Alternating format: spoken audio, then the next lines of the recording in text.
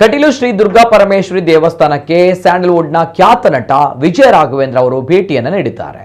ಬಳಿಕ ತಾಯಿ ದುರ್ಗಾ ಪರಮೇಶ್ವರಿಗೆ ವಿಶೇಷ ಪೂಜೆಯನ್ನು ಸಲ್ಲಿಸಿ ಪ್ರಾರ್ಥನೆಯನ್ನ ಮಾಡಿದ್ದಾರೆ.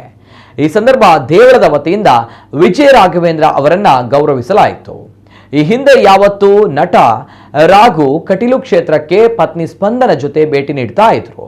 ಆದರೆ ಈ ಬಾರಿ ಪತ್ನಿಯ ಅಗಲಿಕೆಯ ಬಳಿಕ ಇದೇ ಮೊದಲ ಬಾರಿಗೆ ಕ್ಷೇತ್ರಕ್ಕೆ ನಟ ಭೇಟಿ ನೀಡಿದ್ದು, ಮುಖದಲ್ಲಿ ಪತ್ನಿಯ ಅಗಲಿಕೆಯ ನೋವು ಕೂಡ ಕಂಡು ಬರ್ತಾ ಇತ್ತು.